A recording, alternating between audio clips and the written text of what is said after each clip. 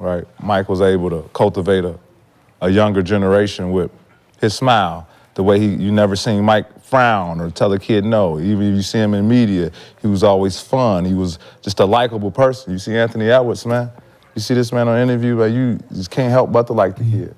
He has the smile, he has a baby face, but when you get him between those eyes, and he black as shit. He's a monster. Like Mike, he black like Mike. So, but I think his numbers in the playoffs compared to Mike's and a lot of the top greats that's played in the playoffs, I mean, 21, 22 years old, he's up there with the best of them. Man, I bet you $100, $200 I 21 owe you. Not beat me. Like, 21 owe me. Man, you bet. He was 21, you ain't go 21. What's wrong with you? 21 me. Next game, 21 me. I scored 1 touchdown. All right, bet back, 21 me. Like boy is addicted to competition. And I like that. Yeah. And you don't see that from a young guy. Because if it's that, then they're missing something else. Like I say, never smoke, never drink, loves competition, loves the gym. Not a lot of guys that was doing it at that age. With his confidence level, it's gonna be a problem for the league. And there have been comparisons, and me and you went to Qatar with him. He reminded me of T-Mac. He's not as tall. T-Mac we're going with. He's not as tall. T-Mac. But T-Mac is just so tall, man. T-Mac is like almost 6'10", so who's gonna be that guy's height?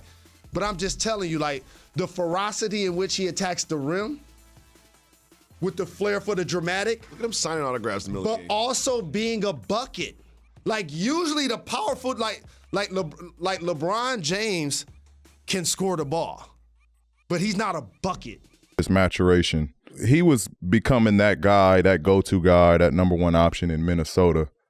Now he's becoming, you putting him amongst the young stars who this is peer guys that he's going to be competing with for the next 10, 15 years, and now he's becoming the alpha of them.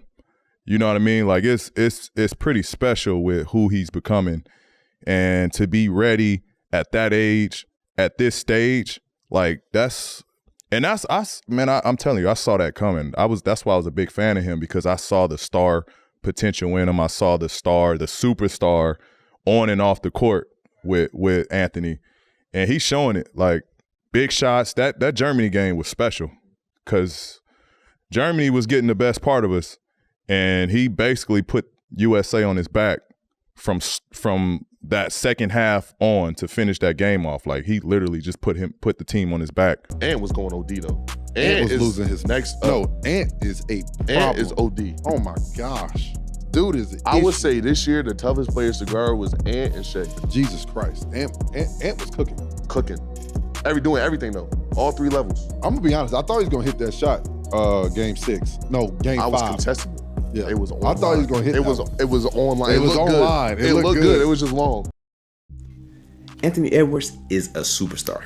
This past offseason, we seen him suit up for the red, white, and blue, and though this year's U.S. national basketball team was very underwhelming, the one person that you couldn't point a finger towards as the problem was Anthony Edwards.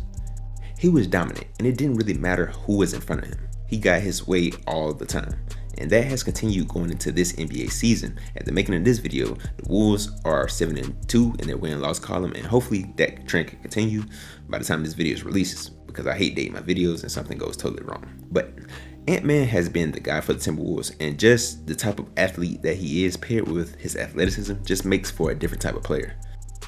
There has been a lot of comparisons to Michael Jordan that started off as a light joke because of how he looks very similar to MJ and some of his playstyle being an athletic shooting guard.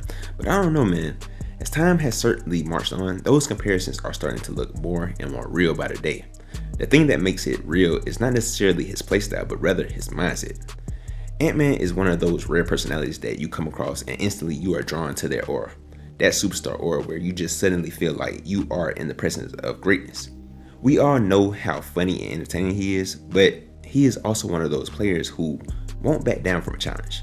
We have seen this on numerous occasions, and just as someone who scouts and dissects different players, seeing who can be that true number one in a league of their own, he surely has that it factor.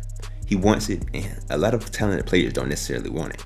They are just talented and they are fine with that. But then you have those crazies that want to absolutely dominate and win all of the awards and championships.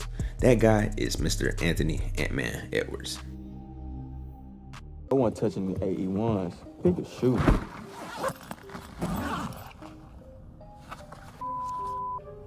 Nah, they ain't messing with him. Nah, they ain't messing with him.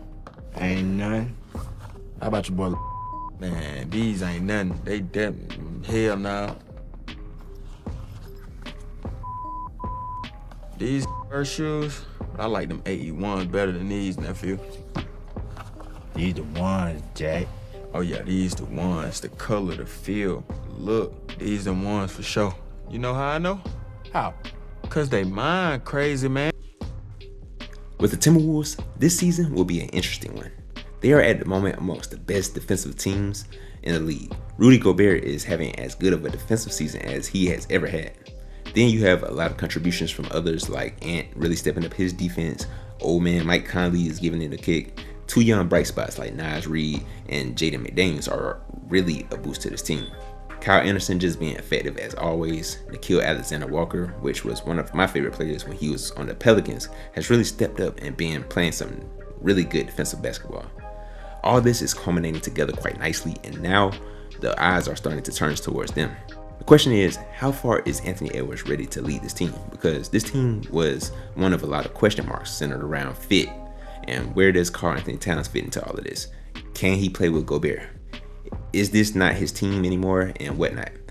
Now we're asking who can beat this team, and how far can they go?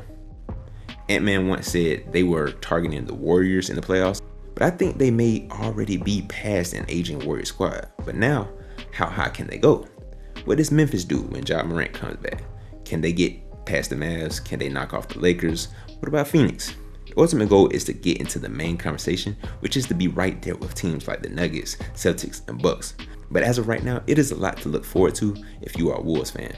So make sure you guys stay on your organization about keeping the Ant-Man satisfied in the land of 10,000 lakes.